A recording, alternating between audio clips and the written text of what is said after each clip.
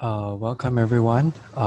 Thanks for joining us this afternoon for our weekly webinar service.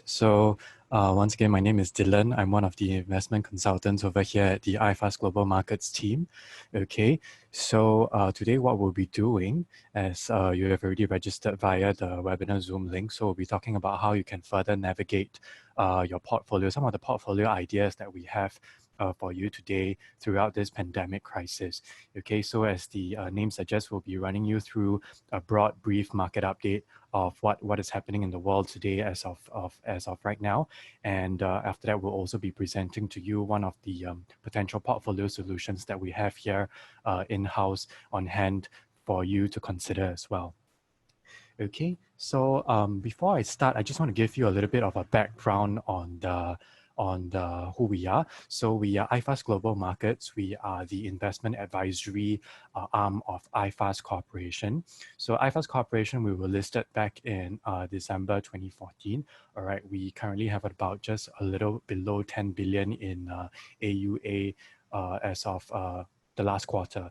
All right. And so iFAST Global Markets itself, we are an internal FA company within iFAST. And as of, I think, end of April, we are running at about $400 million worth of AUA.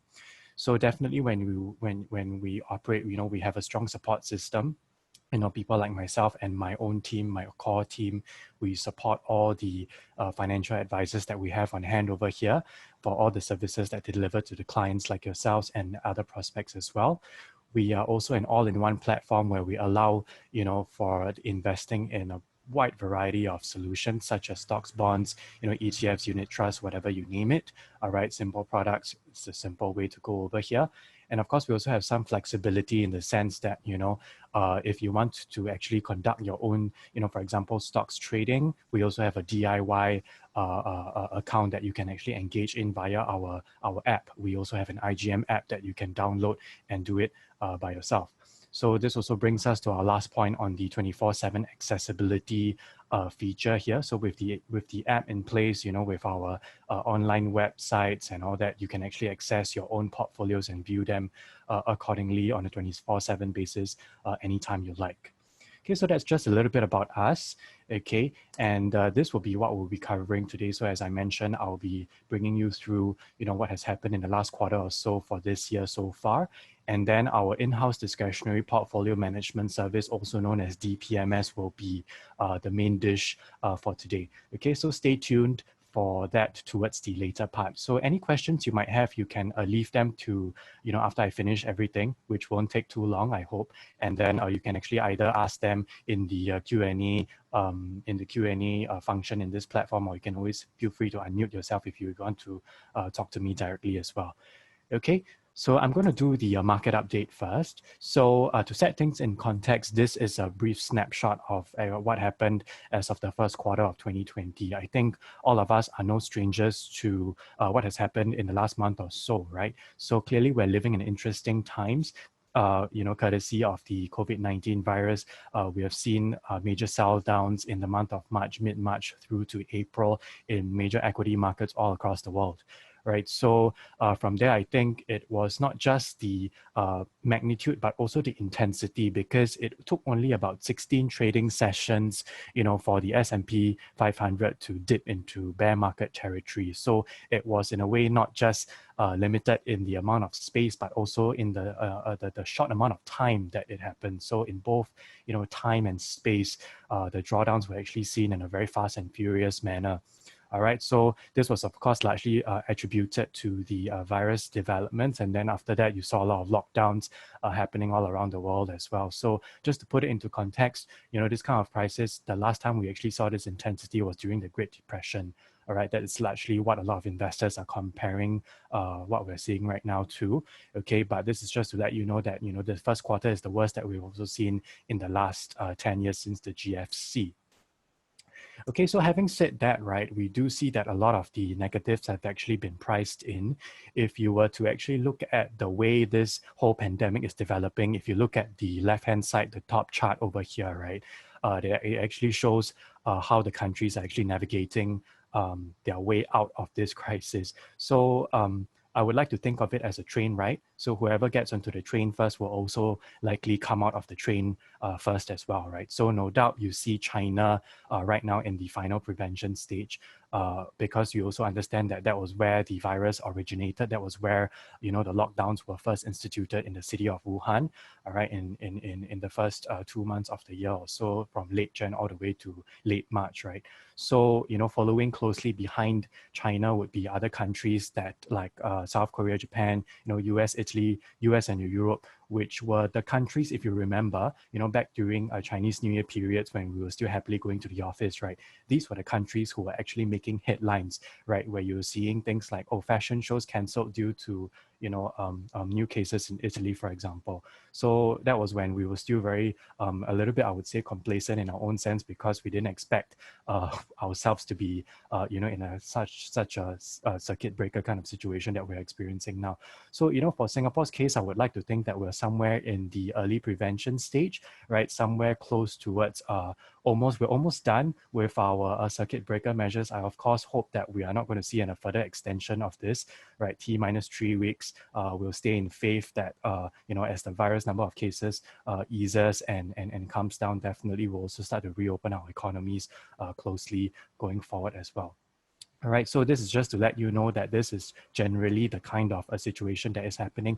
I'm sure you will probably have some questions about, recent headlines about how, a second wave of infections is likely possible in China if you look at the new number of cases later. But if you want to, discuss them, feel free to key in your questions in the Q&A platform. I'll be happy to discuss that later, because that was what I was literally preparing for the entire morning today as well, because I also kind of anticipated a lot of these kind of questions coming, and how we can actually address them. Okay, so this is just to let you know how the pandemic has developed so far.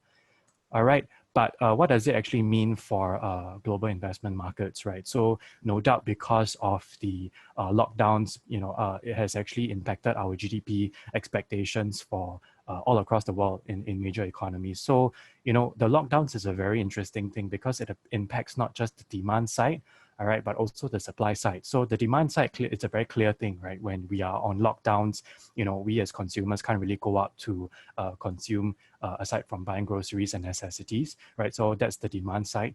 And also the supply side. So the supply side, when we are on lockdown, we can't also go to our factories to manufacture things. Airlines can't provide the flying services that they used to provide. So, it's quite of a good, it's kind of a very powerful equalizer, I would say, across major economies, major sectors as well, of course, barring a few outstanding ones. But, generally, we've seen that this pandemic has also led to near-term or even a medium-term revision downwards of GDP growth expectations.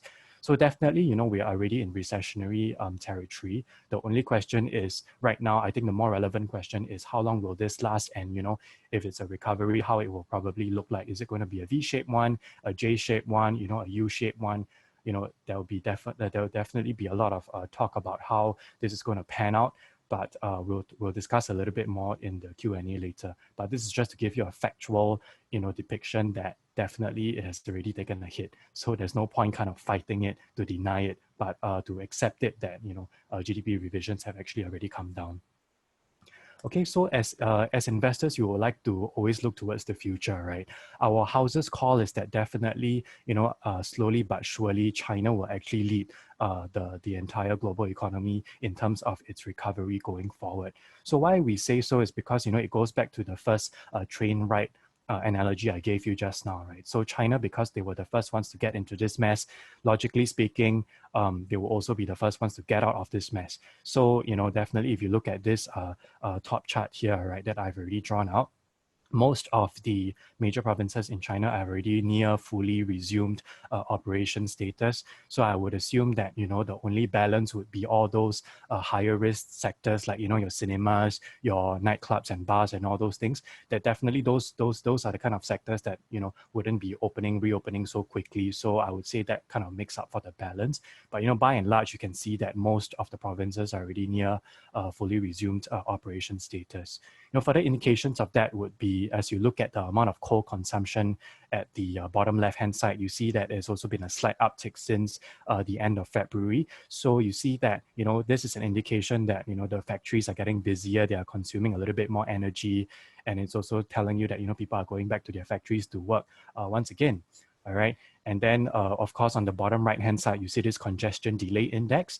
So this is an indication of the rush hour traffic on the heavy streets of all the major cities like Shanghai, Beijing, Guangzhou, and Shenzhen, right? So you see that since end of February, it has been on a slight slow uptrend all the way towards right now. So this gives you an indication that, the roads are getting busier in China as well, especially in all these major cities. So even if, the consumers are not going to work, right, they are at least getting out onto the roads, right? So when they get out of their houses, what do they need to do? They need to consume. So whether they consume bubble tea or groceries or clothes, right, at least they're consuming and they're contributing to, the consumption part of the GDP equation. And that is what we believe, will definitely lead to a continuous rebound in the Chinese growth story going forward, right? So if you think about it, even we as consumers in Singapore, we are just, waiting for this whole lockdown to be over so that we can go and live our lives again, right? So,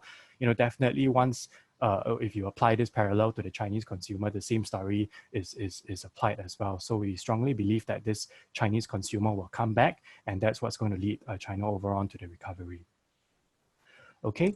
So in terms of asset allocation for you clients who have already been invested with us, invested in your portfolios, right? What does it mean for you in terms of asset allocation, right? So in terms of asset allocation, the equity fixed income split, right? Definitely right now, if you look at valuations perspective, we do still think that, equities are still a little bit more favorably valued, attractively valued than their fixed income counterparts.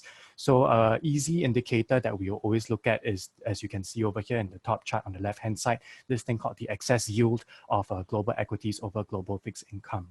All right, so this is basically an easy indicator of what the analysts always look at when they try to make a decision on whether equities are more attractively valued than fixed income.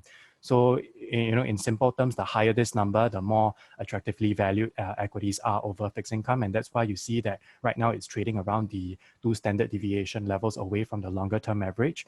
All right. So from that basis, we make the, the call that equities are quite cheaply valued right now, and it will be a good time to go in. There'll be a lot of questions on whether, indexes are already at all-time highs and whether it's still, it's still good to go in at this point, but I'll be more than happy to address them later because there'll be a lot of views on this issue of timing. Okay. And then adding on to my valuation argument, if you look at the bottom chart on the left-hand side here, you see this PE valuation basis. So from most of the major equity markets, because of the sell down that we saw in March and around in April, the valuations are kind of looking better than what they were looking like at least from the beginning of the year or even late 2019 levels. So for all of you who were actually making noise, in late 2019 that equities are at all-time highs, so that the sell down was actually what we were actually waiting for in a sense. We needed some form of correction. We just didn't really see this kind of magnitude happening. All right. So on a PE basis, this is what it's looking at like right now. But that said, right, we actually also do see some hidden gems within the fixed income space. So for fixed income, although it is not as attractively valued as their equity counterparts, there are still some hidden gems in the Asian high yield bond space. So Asian high yield bond space, as the name suggests, you're actually investing in sub-investment grade, bond issue, the bonds of those issuers. So this would definitely entail taking a little bit more risk in that sense. All right. So the only concern we will be having right now, or the major concern that we'll be having right now, would be the credit default risk, right? So if you look at this top left-hand chart over here, you see the way the market has been pricing in this risk. So this is the credit spread of Asian high yield bond issuers. All right. You see that over the last 10 years, it has been hovering around 4 to 10%, and only in recent months has it actually soared all the way to 12% because of the pandemic. All right, so we are looking at this as a mispriced opportunity because, if we juxtapose it against its historical average default rate, right, we have never seen, 5 times, 6 times kind of default rate in the course of history. And we don't really think that that's a very feasible situation because, to actually consider a 5 times, 6 times kind of overnight default situation, I don't think that's something that the governments will easily allow to happen overnight, right? So, we have seen in history that we see banks like Lehman Brothers being allowed to fail back in 2008, 2009, right? And then we saw the repercussions that it had all over the global financial market. So I would say that, from that experience, we've learned that there are certain sectors that are too big to fail. In China's case, the real estate development sector is one such sector that is a bit too big to fail because it will send catastrophic ramifications all over, other sectors as well, and that will lead to a further spiral downwards. So, we don't think that that is a likely situation, and we therefore think that, the spreads will eventually compress going forward. In fact, we have already started to see some tightening in the spreads, and that's a good indication that, this mispriced opportunity is being taken advantage of as of now. So definitely there's still some room, speak with your advisors on how you can get invested in this space. All right, but this is just to show you that, even within the fixed income space, there are some risk assets that you can consider as well. All right, so this is just to wrap up my broad market update, okay, to show you that, even when at the start of this whole thing, right, the governments have already not hesitated to act, right? So the US Fed, for example, they have cut rates to near zero. They've already made a commitment to start buying up mortgage-backed securities, investment-grade bonds, and even high-yield bonds to start to pump liquidity into the market. All right, Europe has also done whatever it could. And even in Singapore's case, from a fiscal perspective, I'm sure most of you have also received the $600 cash injections directly into your bank accounts. All right, so that's also a very real indication that, there's no hesitation in that sense. Right, back then during the great financial crisis in 08-09, they were still deliberating on whether they should actually save Lehman or not. But right now, nobody's hesitating at all. So, governments are with you. The authorities are doing all they can. And I think that is actually also very favorable for financial markets per se. Okay, so that is kind of wraps up my market update bit. So having said all that, right, now we have a little bit of a clearer indication of how capital markets are looking at right now. And I would like to present to you, or rather share with you one of our in-house portfolio solutions. So it is known as a DPMS, also in other words, the Discretionary Portfolio Management Solutions. So as the name suggests, right, it is discretionary, right? Discretionary meaning to say that you are actually handing your monies over to a professional portfolio manager, not myself, but one of our in-house experts in that sense, okay, to manage this money on a discretionary basis, to have the say, right, to be able to put your monies or allocate your monies in certain asset allocations and in certain funds such that you don't, it doesn't require your approval because you are giving him the discretionary ability to do so. All right, so it's a discretionary portfolio management service where he does it for you on a monthly basis. He will deliver updates for you. He will rebalance for you.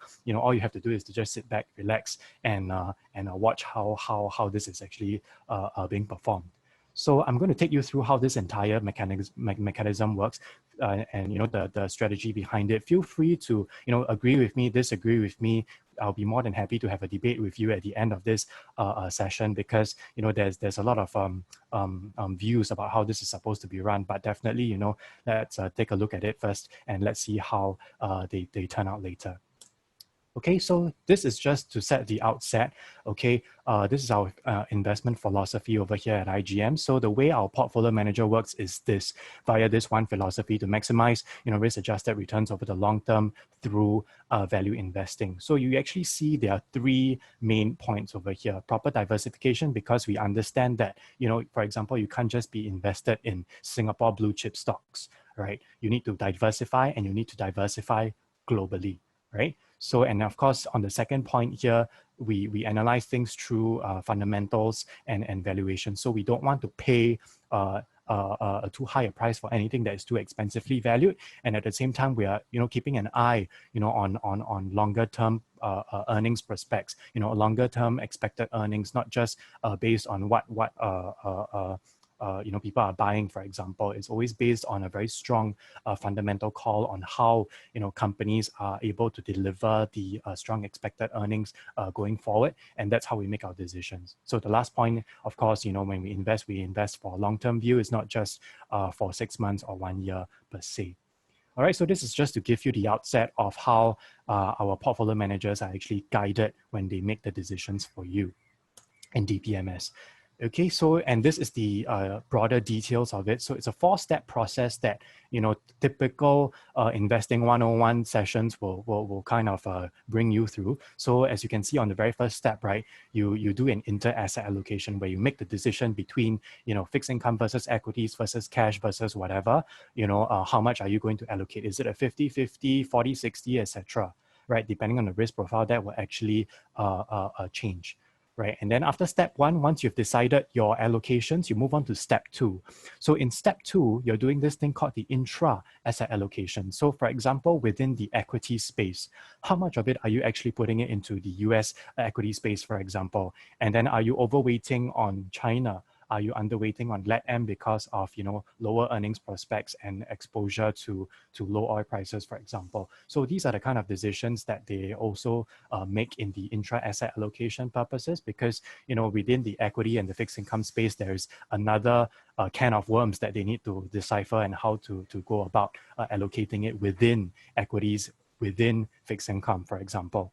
All right, and then of course, after they decided that, right, they will move on to step 3, which is the final product selection. So once you've decided, okay, I'm going to invest 20% in US equities, which funds am I going to invest in? Am I going to invest in a Lake Mason US large cap equity fund, or am I going to invest in a Fidelity, a global technology fund or something like that? Right, so that is actually leading from the intra-asset allocation towards the actual final implementation idea, right? It could be a unit trust, it could be an ETF. Right now, we don't have stocks in it yet, but right now these are the two main instruments that we're using: unit trusts and ETFs. I'll bring you through that later. And of course, the last point is on reviewing and rebalancing. So in this sense, you can actually leave this part to the portfolio manager to handle in that sense, because he will do it for you and you don't have to always burden yourself with having to do this rebalancing process. So it's a kind of a form of monitoring per se, if you would like. Okay, so this is to let you know how the process actually works, and we'll bring you through how it looks like on a step-by-step basis. All right, so with step 1, just now I said, on inter-asset allocation basis, you need to decide, how much are you going to allocate towards equities and bonds, right? So these are the two main asset classes when it comes to portfolio construction in any portfolio. So depending on your risk profile as clients, if let's say I were to start with a balanced strategy, if you look at the middle here, all right, if I am risk agnostic, I'm not particularly risk averse or risk loving, then I would just simply take a 50-50 approach and put 50% in equities, 50% in bonds. All right, and then if you see across the spectrum, right, depending on your risk profile and how much you love risk or hate risk, right, the equities and bonds allocation actually changes accordingly. So for example, if I'm super risk loving, right, I go all the way to the most aggressive allocation possible, and I'll be left with a 90% allocation towards equities and only 10% in bonds. So this, of course, is having the underlying assumption that equities are, of course, your riskier asset class, and then, of course, bonds are your supposedly low risk, lower risk, safer assets that help to cushion against unwanted volatility per se. Right, so that is, of course, the underlying assumption that we have to apply in this case to form our asset allocation over here. All right, but there is also the flexibility of over and underweighting. So if you look over here, if we think that the global outlook is promising, right, you notice that in the balance profile, it's no longer 50-50. It is actually tilted towards a 60-40 allocation right now. So this actually shows that the portfolio manager has the discretion, all right, as the name suggests, to actually overweight riskier assets when he is of the view that global outlook is more promising. There is more to be gained from risk assets, and that's why we are going to tilt it towards a 60%, 40% allocation. All right, and then accordingly, if things are not looking so pretty, all right, then we'll just flip it the other way where, you know, we overweight bonds instead of equity, and therefore you see the 60-40 become 60% bonds and then 40% equities. So this is the set allocation menu, if you would like, right? There is no, in a sense, you can't tell us that, hey, instead of 60-40, I want 63-37, that kind of thing. It's a set menu that, you know, it's based on our a solution that we're presenting to you. This is how, you know, we are going to go about doing the asset allocation for you. All right, so this is something that you want to know. And then that is step one. All right, so when it comes to step two, which is the more interesting part, you have to actually decide, after you decide how much equities and fixed income you want, right? Then you have to go inside the equity space and decide, okay, how much am I going to apply to US equities? How much am I going to apply to Chinese equities, Asian equities, so on and so forth. All right, so, you know, typically for a lot of fund managers, they will use a market cap weighted index like the MSCI All Country World that I've drawn up here for your reference, right? So the MSCI AC World Index is market weighted, is a market cap weighted index. What this means is that, you know, whichever companies that have a larger market capitalization, you know, they will be, you know, more of it will be included within the index. All right, so, you know, by virtue of this understanding, a lot of the companies within the index will be concentrated in US equities, because that is naturally where a lot of the big companies, you know, like Amazon, Facebook, and so on and so forth are from, right, are domiciled in. So by that nature, you know, if you look at the allocation wise, a lot of it is actually in US, and, you know, very little of it is towards the Asian side of things. So the bad thing about this kind of index, right, that most fund managers use for their benchmarking purposes is that, you know, it doesn't achieve a lot of diversification that we would like to have for our clients, for our investors. All right, so what we do is, instead of using that kind of index, what we do is we modify that MSCI AC World Index into a GDP weighted index.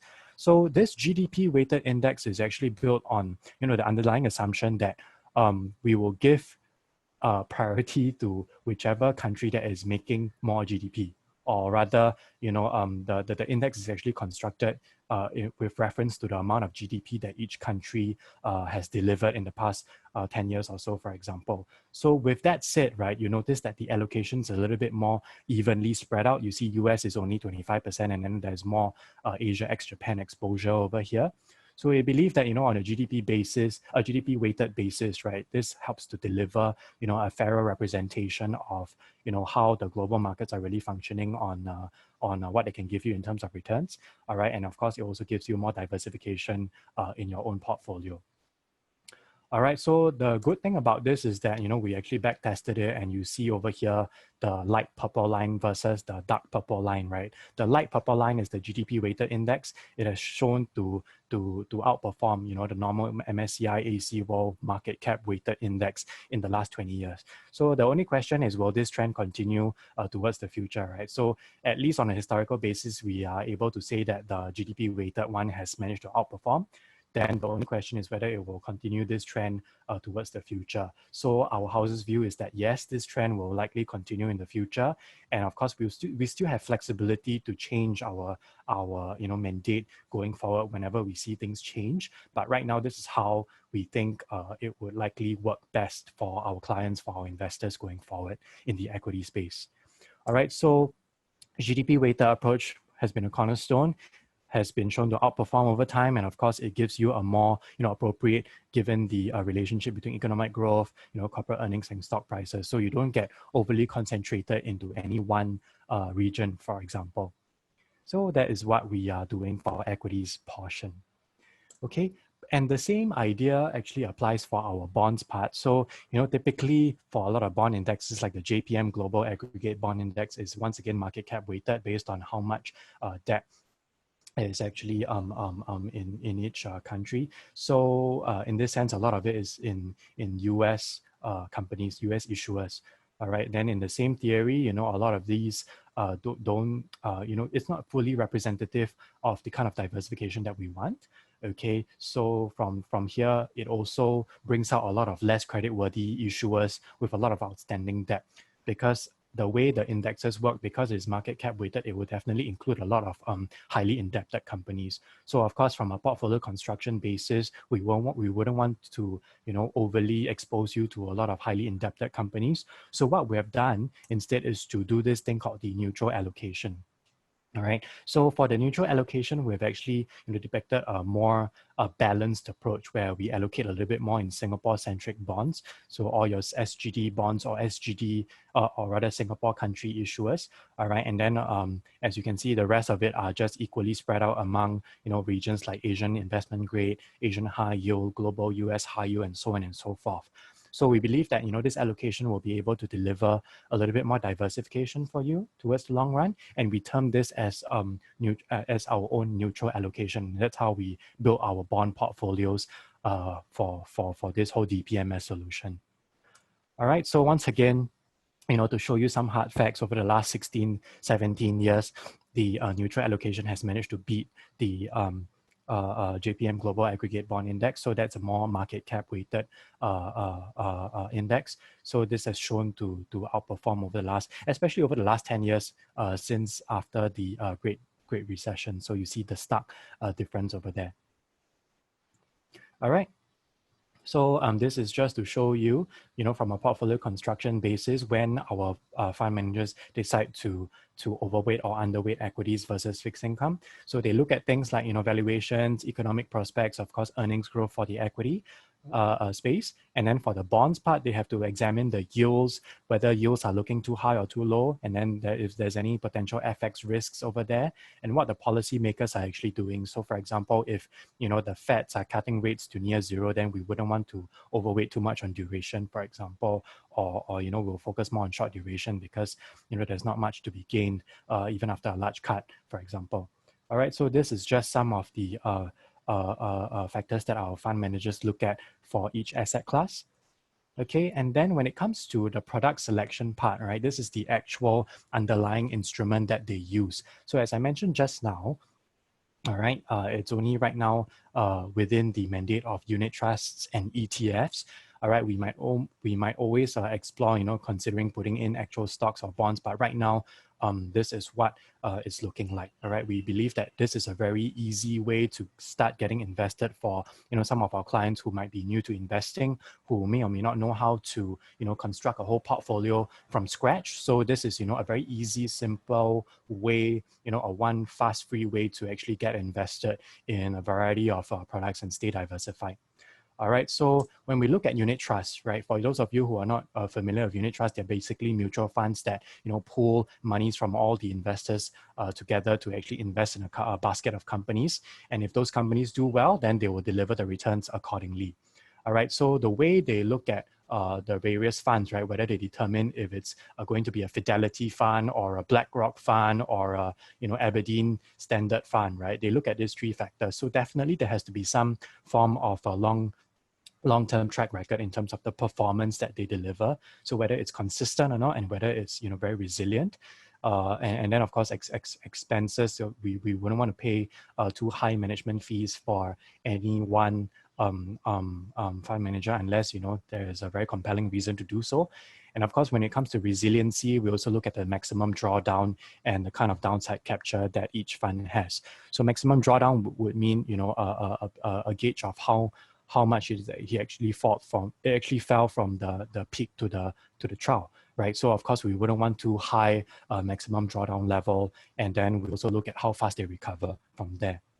So these are some of the factors that they look at, okay? But it's not just numbers. So as you can see over here on the right-hand side, right, aside from quantitative analysis, they also, do a lot of qualitative work where they actually speak with the fund managers themselves. They actually speak with the underlying fund houses, and, they basically grill them on what are the strategies like, whether they're going to change it, why are they underperforming in this quarter, all these questions that they will start to ask the underlying fund managers. And if they don't think that it is sufficient, they can always have the flexibility to switch out of funds accordingly as well. All right, so they combine both numbers and words per se, all right, to make their decision. So, in the ETF space, right, exchange-traded products, which exchange-traded funds, which seek to track the performance of, indexes. All right, this is the same the same sort of methodology that they look at. So expense ratio, definitely we want the cheaper, the better, right? I mean, since it's a numbers game here, so of course a lower expense ratio will make a little bit more sense. And then when it comes to ETFs, we also want to minimize this thing called the tracking difference. So the tracking difference is the difference between, the performance of the actual ETF and the underlying index. So because the ETF's mission is to hug the index performance as much as possible. So, if there's any deviation from that, the ETF is not doing its job. So when our fund managers look at which ETFs to look into, they also want to look at those that have very little or minimal tracking difference. All right. So, and then of course, there has to be some level of liquidity also, because, when we want to buy and sell, we wouldn't want to come into a situation when there's not enough liquidity in the market to perform our transaction. Okay, so that is the ETF criteria. And then of course, we also have the qualitative criteria where they determine what kind of index they want to track. Is it an S&P 500 or is it a Russell 3000, right? And then concentration risk, whether any ETF is too, concentrated in one sector or region. And of course, the third point on physical or synthetic ETFs, generally, we will still want to stick to physical ETFs because, synthetic ETFs involve the use of total return swaps, right? Derivatives that would entail the use of, and entail a lot of counterparty risk as well, which we will want to minimize. So, by and large, we would like to always stick to physical ETFs as much as we possibly can. Okay, so, having known where and what products to use already, right? This is basically what we've been talking about so far. You start from a broad perspective, how much to allocate to bonds and equities, and then you go down to within the space, how you're actually going to construct it. And then, of course, at the end of the day, which unit trust, which ETFs you're going to use. All right, so you could likely say this is like a very easy top-down macro to specific approach, right? And this is basically the process that our fund managers adopt to construct a portfolio for you. Okay, and then when it comes to reviewing and rebalancing, of course, we can't just do it on one day and just leave the portfolio to run for the rest of the year and not do anything about it, right? So our fund managers have to actually stare at the screen every day, right? They do this monitoring and the risk mitigation for you on a monthly basis or weekly basis. And every month, the very interesting thing is that you actually get updates from them on a monthly basis. So how the performance has been like, what are the developments, what are the strategy changes, market updates, market outlooks like the one that I just gave you just now at the beginning of the session. Of course, this is going to come in the form of a Word document. It's not going to come in a webinar session, but of course, if you really want it, we can always request for that to happen as well. But of course, after they do all this monitoring and risk mitigation, if there is a need to rebalance, if let's say you started from 50-50 and it deviated to 70-30 for whatever reason, all right, then they will also rebalance accordingly back to 50-50. And this is not just the only way that they can rebalance. They can also, choose to sack one fund and then replace it with another fund, or just obliterate that fund entirely from the portfolio because it is not generating any more returns. So, this is the whole scope of discretionary mandate, that you're going to hand over to our in-house experts to help you to handle your portfolios, going forward when you do this. Okay, so this is one of their favorite charts. It's actually developed by them and not by me. Okay, they like to use this analogy to show that managing a portfolio is a bit like managing a soccer team. Many people have different analogies, but this is how they think that it is best suited to describe this portfolio management system.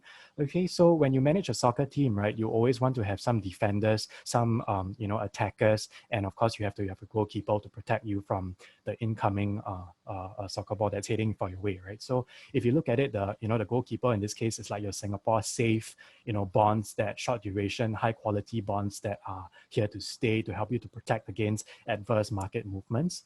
All right, and then of course you have some defenders like, the Asian bonds, global bond space that will help to give you some capital preservation and at the same time deliver some yields as well. And then towards the far out, towards the enemy zone, you need to have some a little bit more volatile, sectors like China equity and technology stocks, which will help you to, although they are a little bit more volatile, but they also have the, potential to deliver more growth for you. So, you need to cover the entire field with different kinds of risk assets all over the place, right? And then, you know, if you think about it, if one soccer player is injured, right, for example, you need to ask him to get out and need to ask someone to be substituted for him. So in the same way, if one fund is underperforming, you know, our fund managers will also have the discretion to make the switch from an old fund to a new fund, or, you know, add in a new fund altogether to the portfolio, or if it doesn't make sense anymore, they will just remove the entire fund altogether. So, you know, you can think about it from this sense of how our fund managers work to firstly cover the entire field to get you invested, all right, and then they will have to deploy their strategies, how the players are going to kick the balls around, and then of course, you know, replace each player whenever, replace each fund when it's underperforming, for example. All right, so this is just to give you an idea of how the allocations are looking like for on a neutral basis. So, you know, as of end April, this is what it's looking like. We're currently, our neutral allocations about what you can see over here on the left side. And then the way that we've done is that, you know, just now remember I told you our fund managers have the discretion to overweight or underweight certain sectors, right? So as you can see, for example, global bonds, they are neutral, right? But for example, they are currently overweight Asian high yield bonds, right? Because of the potential compression in spread story that I told you earlier on in the market update session. All right, and then also in the equities portion, we are underweight US and Europe, the Western parts of the world, because we believe that their valuations are a bit stretched at this point. And we are picking up a little bit more attractively valued sectors like, you know, Asia ex Japan, China. We are very strongly overweight in these areas. All right, and then I've also, you know, highlighted a red box over here, the digital economy. So this digital economy 10% allocation here, right, is actually a very new inclusion in the overall portfolio. Because if you think about it, the digital economy is, you know, it's not a country in itself, but it comprises of all the companies like your Amazons and your, you know, Microsofts that make up an economy that make up the size of an economy that is worth about, you know, 10% of the entire global GDP levels. All right, so I'm going to take you through, like, this is a very good example of the kind of flexibility that our fund managers have as well. So, you know, prior to March, prior to February, right, we never had this digital economy allocation within our intra-asset allocation. All right, so very interestingly, because with the rise of digitalization, we felt that this is a sector that is too hard to ignore altogether, and therefore we wanted to, you know, very decisively impute a allocation in a 10% fashion for it. So when we talk about the rise of the digital economy, we understand that, you know, everything is going up in the cloud nowadays, and all these companies are you know, emerging from the depths. So when we adopt this GDP weighted methodology, remember the GDP weighted methodology that I spoke to you about just now earlier on, right? When we talk about just countries per se, you know, we are ignoring this digital economy, because digital economy is not a country in itself, and all the companies are spread out all across the world. But if we manage to, you know, isolate them in a beautifully enclosed, you know, capsule, right, it is actually able to make up about 10% of the entire global GDP. So by that virtue, by that logic, you know, it should make up 10% of our portfolio's allocation as well. All right, so then you might ask, what is actually inside this digital economy space? So over here, you see all these common culprits like your e-commerce, all right, all your online retailers, and the digital advertising space as well. You see even the e-services when you have online food delivery. And, you know, there's a myriad of companies that make up all these subsectors within the digital economy space. And it will be really good to, you know, get invested in this space as well, considering the strong growth trajectory that these companies are going to have in the next few years. All right, so of course you also have fintech, cloud services, right? One of the very strong line of businesses, especially for companies like Microsoft, all right, and digital advertising. So a lot of social media advertising that is happening right now online. No longer you see all those brochures, I mean, you know, hard copy stuff, right? All right, so this is what I was talking about. When you aggregate all the different subsectors of the digital economy, you actually get about, you know, about close to 9.3 billion, you know, worth of as a size in that sense. All right, so when you look at 9.3 billion, you aggregate that against the size of the global economy, which is about 90 billion. It's about 10% thereabouts of the global economy, and that's why we think that, you know, it is not it is too hard to ignore, right? This is a force to be reckoned with, all right? And we will definitely want to include it in our portfolios as well to make it a little bit more holistic, especially in today's space.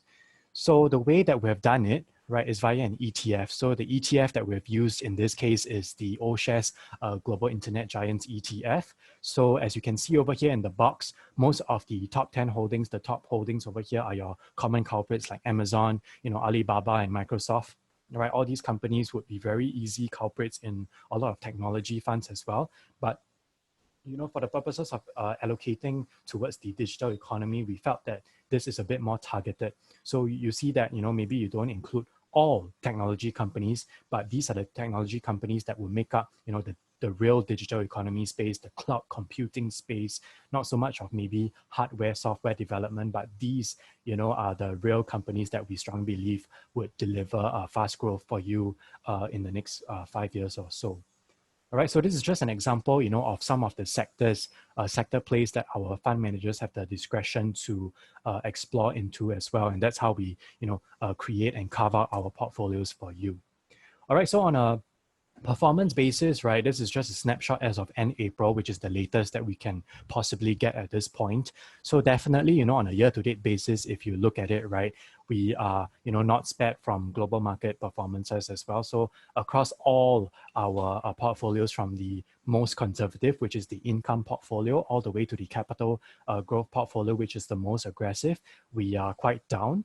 All right, because of the major sell-offs that we saw in March. All right, but if you look at a month-to-date basis, on a 1-month basis, we also managed to reap the brief recovery gains that a lot of global market indices saw as well in the month of April, when you throw in a convergence of easing of lockdowns, easing of cases, potential developments of vaccines, governments doing all that they can. We actually did see some form of a relief in the month of April, and that's how our portfolios actually also benefited from there. And then if you extrapolate that across, a longer term basis, you'll see that since inception, which is December 2016, when Donald Trump first got elected as the US president, we have been delivering about anywhere from 1% to 5% annualized growth since then. So, when you look at this chart, and you simply compare that to the benchmark, which a lot of us have a very strong tendency to do so, you need to understand what the benchmark is first as well. So I've already kindly, boxed up in red the benchmark that that our team has decided to use in this case. So the benchmark is a composite benchmark where we actually mix up the MSCI AC World Index performance with that of the Bloomberg Barclays Global Aggregate Bond Index. So now just one thing to highlight that these two indexes are the market cap weighted indexes, right? They are the market cap weighted indexes that, it's not the GDP weighted ones that we are constructing our portfolios on. The reason why we are using this as a benchmark is just for a by the way purpose, to let you see how things are looking like if we were to invest in these, market cap weighted indexes. But once again, you should pay attention more towards the strategy of our in-house solutions, and believe, that these are the long run opportunities that could actually be delivered for you as a long-term investor going forward. All right, so you can see that, over here, the composite benchmark, the way that equities and fixed income allocations will be made will be based on, the kind of risk profile that will be adopted as well, and therefore it will change accordingly. Okay, so this is just to give you a context of how they have performed so far. And as you can see, in terms of the actual holdings, this is what it's looking like. So, on a hindsight basis, right, if you to just take a broader perspective, a broader view, you'll see that the balance profile, the purported 50-50 allocation one, right?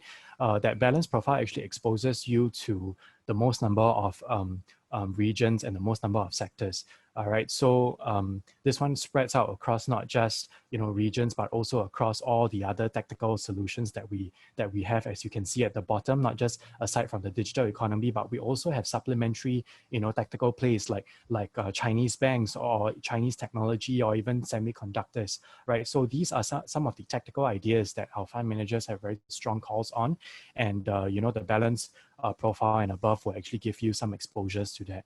So, depending on the kind of risk profile that you are accustomed to, depending on what you you like to get invested in. These are the kind of ranges of underlying funds and allocations that you can get yourself exposed to. So this is likely, the place where a lot of people will start quarreling, because some of them might say that, oh, if I invest in a balanced portfolio, yes, I get, the highest amount of exposure to all around the world and all around the sectors, right? But that also gives me a lot of overly diversified, a potential overly diversified situation. So, we talk about diversification, right? If we overly diversify, then you get diversified returns, right? So, in some ways there are merits and there are some cons to this model. I have to be just very upfront about, taking a balanced view to how you can potentially view it. So once again, it comes down to the kind of risks that you're able to take, right? If you are a fully risk-loving investor who doesn't really mind a lot of volatility, then by all means, opt for the capital growth portfolio, which will be more focused on the equity space. All right. And then, of course, on the other hand of the spectrum, if you want, something a little bit more toned down, then, of course, there is the income and income growth, which is more fixed onto the fixed income allocations. All right, so this is just to let you see what are the things that you are, investing in on an underlying basis when you buy into the portfolios per se. Okay, so I think that is the end of my what I need to share, and I will now take some questions. Okay, so if you have any questions, once again, type them into the Q&A box, or if you want, you can always feel free to unmute yourself and speak to me directly. All right, I will first start with some of the Q&As that I've already seen on the section over here. So I see a question by Samantha Quack. So she's asking, is this the worst quarter, assuming if there is no second wave? I was told that the impact COVID has on businesses can only be seen in the following quarter, i.e. Q3, hence a better time for once-off investment is in Q3 rather than Q2. Can I have your advice? Okay, so I will break this down accordingly into the, I think, 3 sentences that I'm seeing right here. So is this the worst quarter, assuming if there is no second wave? Okay, so on a factual basis to date, this is what we've been observing so far. All right, so on a quarter-to-quarter basis, I mean, I only have Q1 data as of right now, right? Because Q2 is not even over yet. So, potentially because of the timing in which the virus hit, right? It was somewhere in late March and April where the full impacts of the virus, all the wrath, of the virus was fully exercised onto planet Earth, right? That it kind of had an overlap between Q1 and Q2. So, there is a likelihood that maybe Q2 would be, potentially worse off. But we also see that, slowly but surely some of the economies are already starting to reopen. So that could, potentially offer some offsets from the drawdowns that we saw in early April, late March kind of period. So, I can't give you a clear answer on whether Q2 will be worse than Q1, but only time will tell. And when the data is released, we'll update you accordingly on that front. All right.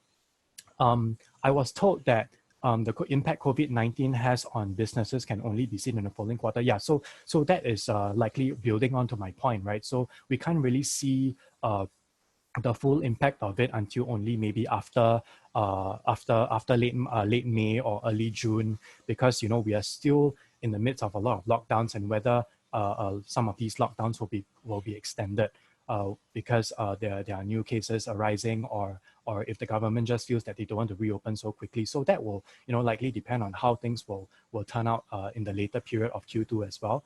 But also we'll keep updated on that front. So when it comes to market timing, we generally don't advise trying to time the exact bottom.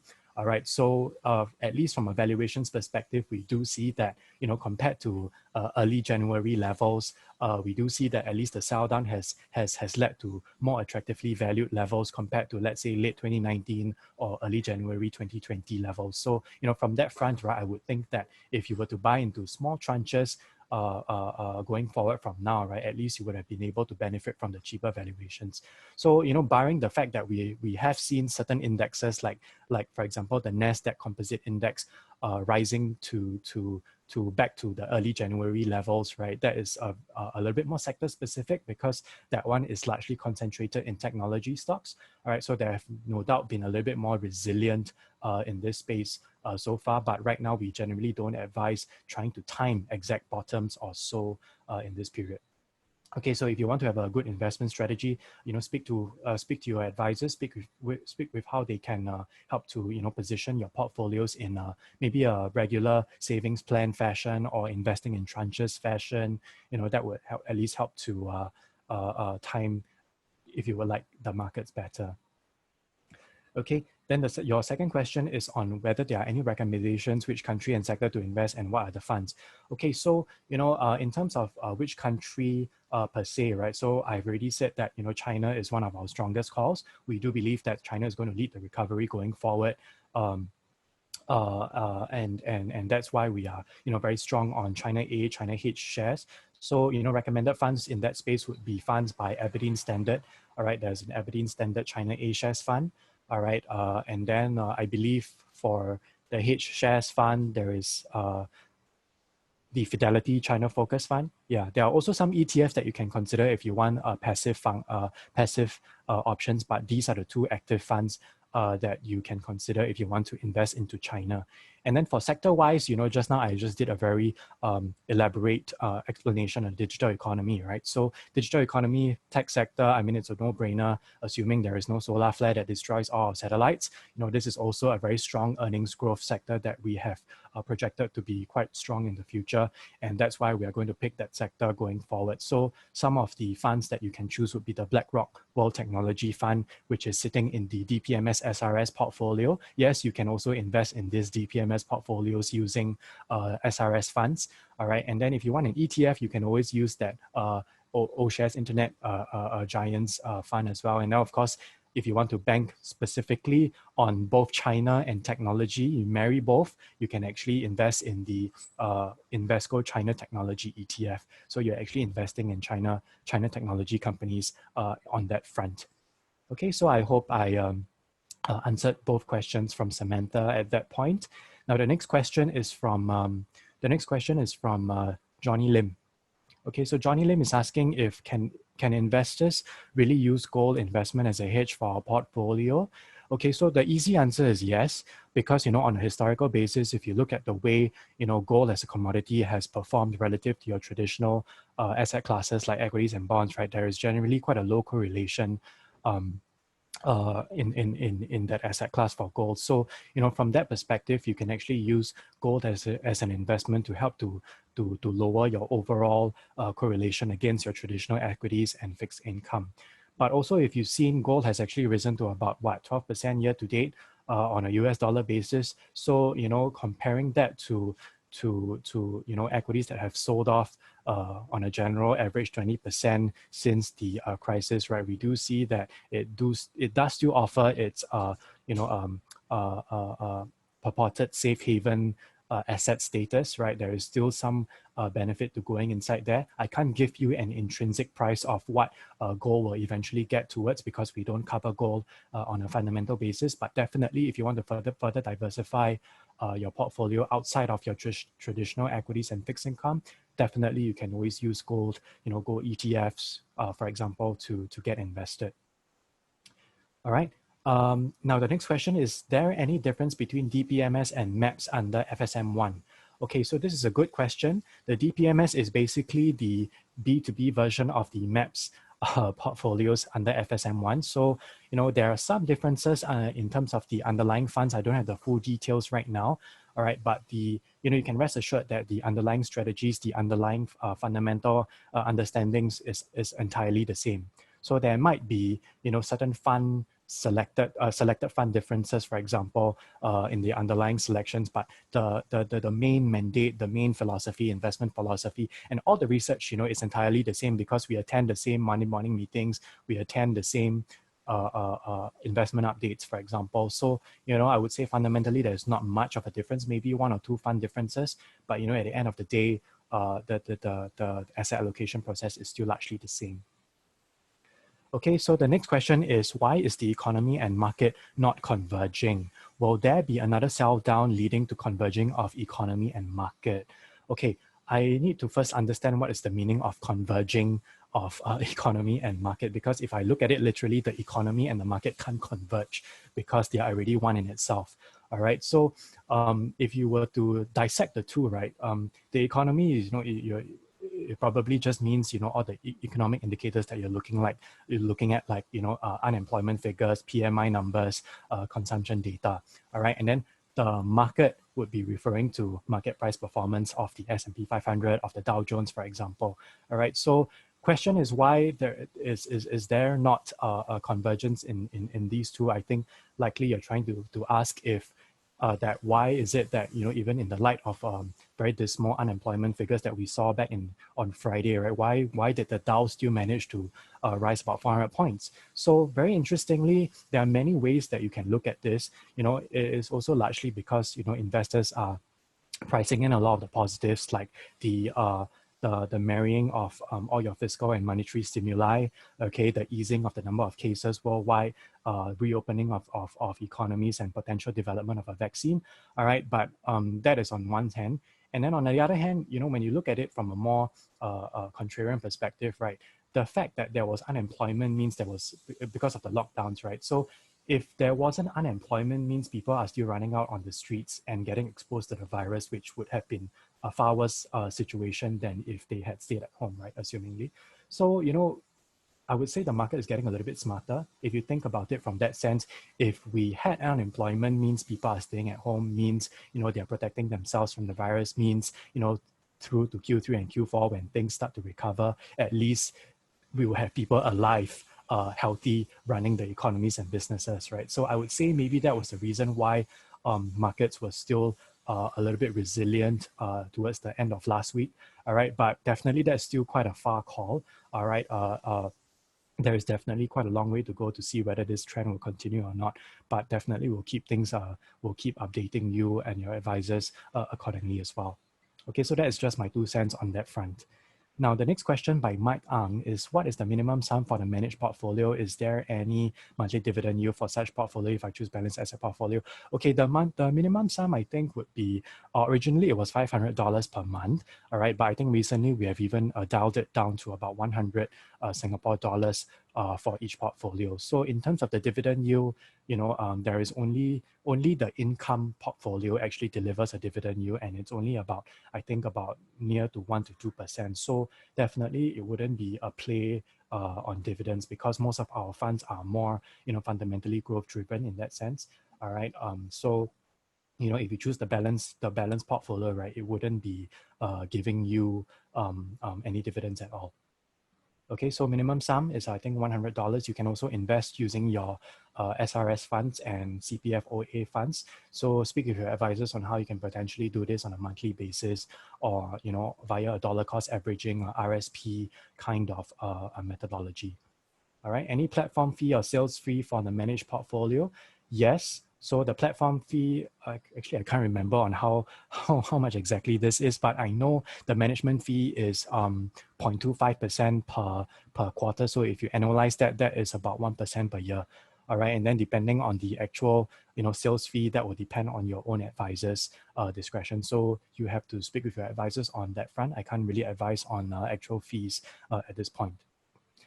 Okay, so the next question by T Kong 2. Hi, what about oil? Yeah, what about? Because if you just ask me like that, right, I can't really answer, but I can just give you a brief, I